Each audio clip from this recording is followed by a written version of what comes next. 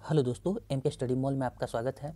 आज हम बात करेंगे बिहार अमीन के 1767 जो अमीन वाले स्टूडेंट्स हैं उनके लिए एक गुड न्यूज़ के बारे में, और साथ ही साथ बात करेंगे जो ईएफसीसी 40 पोस्ट वाले जो अमीन की डीवी करा ली गई है तो उनकी फाइनल जो मेरिट लिस्ट है कब तक आने की संभावना है, और जो वेटिंग वाले विशेष सर्वे अमीन है उनके बारे में भी बात करेंगे। ठीक है, तो बात करने से पहले आपसे रिक्वेस्ट है कि अगर आप मेरे चैनल पर नए हैं तो जरूर इसे सब्सक्राइब कर लीजिए और हो सके तो इस वीडियो को अपने दोस्तों में शेयर करने का प्रयास कीजिएगा। ठीक है, तो जो 1767 वाले अमीन है उनके लिए बहुत ही गुड न्यूज़ है। ठीक है, जो कि बहुत दिन से बहुत से स्टूडेंट कमेंट करते थे सर क्या होगा नहीं होगा, तो आज आपका प्रमाण है। बहुत स्टूडेंट बोले थे, इसमें कमेंट किए थे कि अब कुछ नहीं होगा, बहाली प्रक्रिया रद्द कर दी गई है, और जो विपक्ष वाले थे वो भी बहुत तरह के कमेंट करते थे, तो उनके लिए भी यहाँ पर जवाब दिया गया है जो कि उनके वो आज उनको दिख जाएगा कि क्या सच्चाई है नहीं सच्चाई है।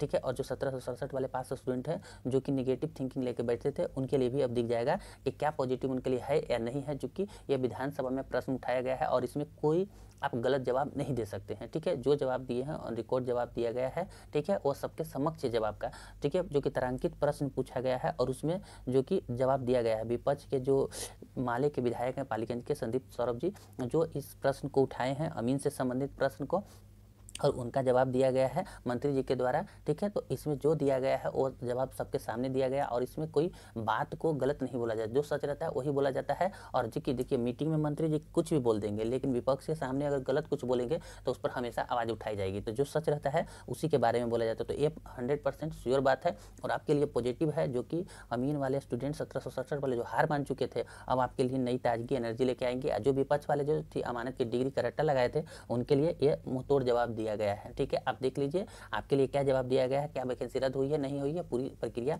इसमें आपको दिखाई जाएगी। ठीक है, तो चलिए इस पर देख लेते हैं एक नज़र। ठीक है, तो तारांकित जो प्रश्न पूछा गया था वह पालीगंज के विधायक है माननीय संदीप सौरभ जो कि माले के विधायक हैं, उन्होंने यह प्रश्न किया है। देखिए क्या प्रश्न किए हैं भूमि एवं सुधार मंत्री से। ठीक है, क्या मंत्री राजस्व एवं भूमि सुधार विभाग को बतलाने की कृपा करेंगे। ठीक है, और श्री राम सूरत कुमार मंत्री राजस्व एवं भूमि सुधार विभाग, ठीक है, ये उत्तर दिए हैं। ठीक है, तो चलिए देख लेते हैं क्या क्या प्रश्न किया गया है। सबसे पहला प्रश्न है, क्या यह बात सही है कि राजस्व एवं भूमि सुधार विभाग में अमीन के लगभग 2100 पद रिक्त हैं। तो देखिए इसका स्वीकारात्मक जो आंशिक स्वीकारात्मक जो जवाब है, राजस्व एवं भूमि सुधार के अंतर्गत अमीन का 1881 पद स्वीकृत है। वर्ष 2019-20 में जिलों से प्राप्त प्रतिवेदन अनुसार अमीन के कुल 1767 पद रिक्त हैं। ठीक है, पहला जवाब मिला। ठीक है, तो जो कि आपको पहले से इसके बारे में आप जान रहे हैं। नेक्स्ट देखिए इसके बारे में सेकंड नंबर है, क्या यह बात सही है कि विभाग वर्ष 2020 में 1767 रिक्त पदों पर लाई गई बहाली को माननीय पटना उच्च न्यायालय ने केस संख्या जो कि 2310, जो कि आपको पता है कि 2310 के अंतर्गत ये बहाली जो की प्रक्रिया थी जो कि पटना हाई कोर्ट ने इसके विज्ञापन को रद्द करार दिया था। ठीक है, में योग्यता में अमानत डिग्री के अनिवार्य नहीं किए जाने के कारण रद्द कर दिया था। तो देखिए इसका जवाब क्या दिया गया है, राम बाबू आजाद एवं अन्य बनाम बिहार राज्य एवं अन्य माननीय उच्च न्यायालय पटना दिनांक 7/12/2021 को आदेश पारित कर विभाग द्वारा 1767 रिक्त पदों पर नियमित नियुक्ति हेतु प्रकाशित विवरण पुस्तिका को निरस्त कर दिया गया है।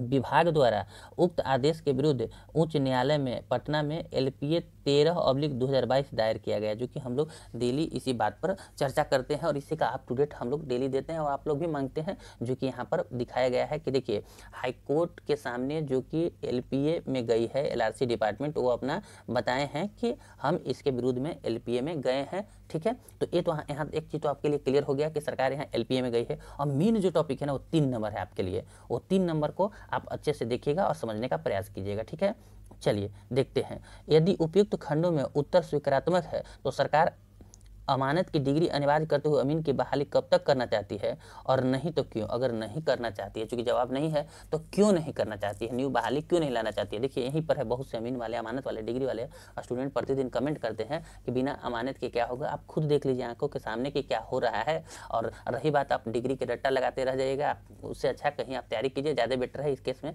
उलझन में रह जाइएगा। ज्वाइनिंग तो 1767 की होगी ही, देर ही सही लेकिन ज्वाइनिंग 1767 की होगी। देख लीजिए क्या बताया गया है। अमानत की डिग्री अनिवार्य किए जाने के संबंध में उल्लेखनीय है कि बिहार अमीन संवर्ग नियमावली 2013 के नियम 6 के उपनियम 3 को बिहार अमीन संवर्ग संशोधन नियमावली 16 द्वारा संशोधित करते हुए अमीन पद नियुक्ति के लिए अभ्यर्थियों को किसी मान्यता प्राप्त बोर्ड या समकक्ष संस्थान से इंटरमीडिएट 10+2 या समकक्ष परीक्षा उत्तीर्ण होना अनिवार्य किया गया है। देखिए यहाँ क्लियर कर दिया है कि 16 में इस चीज़ को सुधार कर दिया गया है कि अमीन के लिए, बिहार में अमीन बनने के लिए आपको 10+2 या इसके समकक्ष, जो समकक्ष है वो डिग्री होना चाहिए, ना कि अमानत डिग्री होना चाहिए। ठीक है, देखिए यहाँ पर क्लियर दिखा रहा है। ठीक है, साथ ही राज्य सरकार के अधीन अनुभव प्राप्त अमीनों को उनके अनुभव के आधार पर प्रति वर्ष अनुभव के लिए 5 अंक अधिकतम 25 अंक दिए का प्रावधान किया गया है। तो एक क्लियर यहाँ पर मंत्री जी किए हैं कि हम कोई न्यू बहाली नहीं लाने जा रहे हैं और ना ही हम जो अमानत डिग्री को, मतलब अमानत डिग्री वाले को हम बहाली कराने जा रहे हैं, और नहीं ये बहाली रद्द हुई है। ठीक है, ये विज्ञापन रद्द नहीं, हाईकोर्ट के गलतफहमी का शिकार है। जो कि ये सुधार हुआ था 16-17 की, उसको वहाँ पर नहीं चर्चा किया गया है और जो 13 वाला रूल है उसी को दिखाकर इस विज्ञापन को रद्द करार दिया गया है, जो कि उस टाइम 7 दिसंबर को जो केस नंबर 2310 में जो कि रद्द किया गया है विज्ञापन को, तो उस सिर्फ 13 के जो रूल है उसी को दिखाया गया है। यहाँ पर अमेंडमेंट जो हुई है 16 में, उसकी कोई चर्चा ही नहीं की गई है। इसी के लिए हम लोग जो है वो एलपीए में गए हैं और इस बात को रखें कि हम लोग ने इस जो विज्ञापन में जो हम लोग हैं, जो कि अमेंडमेंट में है, वो हम सुधार किए हैं 16 में, और उस जो पहले अमानत की डिग्री थी उसको हटाकर हम 12th की डिग्री रख दिए हैं। तो हम कोई बहाली नहीं निकाल रहे हैं, बल्कि इसी को पूरा कराएंगे। और जो पटना हाईकोर्ट में एलपीए में गए उसकी सुनवाई होगी और हम लोग 1767 वाले अमीन की ज्वाइनिंग करवाएंगे। तो अब जो स्टूडेंट कमेंट करते थे वो बात को क्लियरली अपनी आंखों से देखिए, चूँकि ये लोग आप अभी भी जाके डिटेल को निकाल सकते हैं, चूँकि आज ही का है, मतलब 3 ही तारीख का है। न्यूज़ देख लीजिए, आपके सामने है, 3 तारीख का है न्यूज़ है। ठीक है, तो 3 तारीख में ही जो प्रश्न पूछा गया है, ज़्यादा दिन का नहीं है, आपके सामने है। तो आप जाके तारांकित प्रश्न देखिए, आपको 3/3/2022 को, ठीक है, पूछा जाने वाला है, चूँकि प्रश्न संख्या 1102 है। तो आप जाके देख सकते हैं डिटेल, आपके सामने पूरा प्रमाण आपके सामने आ गया है। अब इसमें आपको सोचने वाली नहीं है। तो 1767 वाले अमीन अब तैयार हो जाइए अपनी ज्वाइनिंग के लिए। अब आपके लिए इनमें मतलब कि कन्फ्यूजन की कोई बात ही नहीं रह गई है। अब सरकार तो अपना पूरी तरह से आपके साथ है, क्योंकि आप नेताजी कहीं बोल देते हैं तो उस बात में दम नहीं है, क्योंकि आप मानते होंगे हो सकता है नेताजी कहीं कह दें, लेकिन यहाँ पर जो बात की कहा गया है वह रूल और नियम के अनुसार ही बोला जाता है। क्योंकि यहाँ पर कोई चीज़ आप गलत नहीं बोल सकते हैं, क्योंकि क्यों गलत नहीं बोलेंगे, क्योंकि हर चीज़ का यहाँ पर जवाब देना होता है। आप जब बाहर में कहीं बोल दीजिएगा उसका कोई प्रमाण नहीं है, लेकिन यहाँ पर जो बोला जाता है अकॉर्डिंग टू रूल बोला जाता है। ठीक है, तो अकॉर्डिंग टू रूल और विपक्ष को जवाब देना था। तो यहाँ तो ये बात का आपका क्लियर हो गया, पूर्णतः क्लियर हो गया कि 1767 वाले की ज्वाइनिंग होने जा रही है। इसमें कोई शक और शंका की अब रह गई। हम पहले से भी आपको बोलते आ रहे हैं कि थोड़ा सा धैर्य रखिए, इंतजार करने की जरूरत है। ज्वाइनिंग होगी तो 1767 की होगी, बस थोड़ा सा डिले हो रहा है कोर्ट मामला के चलते। और जो 1767 अमीन वाले के विपक्ष में है, वो अपना ये सब विपक्ष का काम छोड़ अपने काम में लग जाए, उसी में आपकी भलाई है। आप इन लोग को परेशान करना छोड़ दीजिए। देखिए आपके सामने जो है सच्चाई, इसको तो आप काट नहीं सकते हैं। अपने मुंह से जो बोलना है कमेंट सेक्शन में बहुत कुछ बोलेंगे, बोलिए, आपकी मर्जी, बट आप इस चीज़ को तो हटा नहीं सकते हैं ना जो बोला गया है। ठीक है, कि सुधार है, आप बोले ही नहीं। देखिए आपका अमेंडमेंट की बात कही गई है, ये तो हम अपने से नहीं बनाए हैं संशोधन को, ये तो सरकार ही ने दी है। ये बात को 1767 वाले अमीन को यहाँ तक जो पहुँचे हैं वो सरकार के बदौलत ही पहुँचे हैं और सरकार के नियम से ही पहुँचे हैं, ना कि अपने मन से पहुँचे हैं। इसमें कोई अब दो राय नहीं कि 1767 वाले को कोई रोक सकता है। हाँ, आप लोग डिले करा सकते हैं, बस यही करा सकते हैं। खुद को नहीं लेने देंगे, उस दूसरे को डिले कराएंगे, बस यही आप लोग का काम है और ऐसे ही करते रह जाइएगा। इससे कोई फायदा होने वाली नहीं है। आप भी अगर समझने वाले होंगे तो इस नियम को समझ गए होंगे, इसमें मेरी तरफ से नहीं है, इस दिया है उसी चीज़ को बता रहे हैं। तो 1767 वाले अमीन अब पूरी तरह से कंफर्म है। जो भी निगेटिव माइंड में पाले हुए थे वो कंफर्म हो जाइए, आपकी ज्वाइनिंग होगी। थोड़ा सा डिले होगी, बस आप लोग का आज जो हम आज साथ दे रहे हैं, आज भी साथ देंगे, कल भी दिए थे, आज भी देंगे और आगे भी देते रहेंगे। कंफर्म रहिए, हमारा साथ रहेगा। और बस मेरा एक ही मकसद है, 1767 की ज्वाइनिंग करवाना है। जैसे भी हो 1767 की फाइनल ज्वाइनिंग होगी और होकर ही रहेगी, इसमें कोई अब संदेह नहीं है। ठीक है, तो आज यही अपडेट था और बहुत बड़ी खुशखबरी है आप लोग के लिए।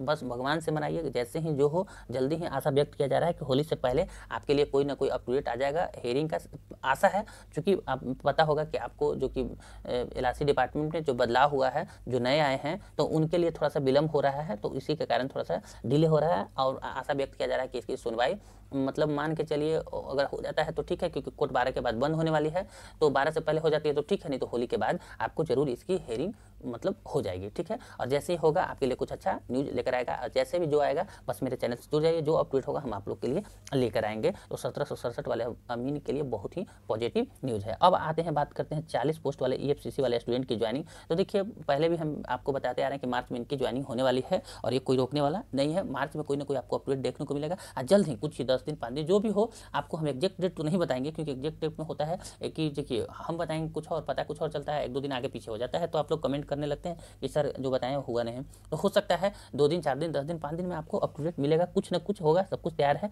बस जल्द ही कोई ना कोई आपको अप टू डेट नोटिस देखने को मिल सकता है ज्वाइनिंग्स के संबंधित, ठीक है, फाइनल मेरिट से संबंधित। क्योंकि हम पिछला वीडियो कल भी बनाए थे, तो उसमें आपको ये बात बताए थे फाइनल ज्वाइनिंग जल्द आने वाली है, ठीक है। तो आप लोग के लिए बहुत बड़ी खुशखबरी है, जो 40 पोस्ट वाले अमीन है उनकी ज्वाइनिंग जल्दी की जाने वाली है, ठीक है। और जल्द ही आपको नोटिस देखने को मिलेगा फाइनल मेरिट का, ठीक है। तो आपके लिए बहुत अच्छी न्यूज़ है। और वेटिंग वाले स्टूडेंट के लिए ज़्यादा कोई अपडेट नहीं है, जैसा जो होगा इस माह में एक नोटिस आने वाली है, बस उसका वेट कीजिए। जो आपके लिए आएगा, या तो न्यू बहाली के लिए आएगा, जो आए न्यू बहाली वाले के लिए भी आएगा, तो हो सकता है उनके लिए भी आए। तो जैसा जो अपडेट होगा आपको हम सबसे पहले बताएंगे। बस आपसे रिक्वेस्ट है, आप मेरे चैनल से जुड़ जाइए, ठीक है। बस आज का फिलहाल यही अपडेट था। मिलते हैं अगले वीडियो में। मेरे वीडियो देखने के लिए आपको बहुत बहुत धन्यवाद।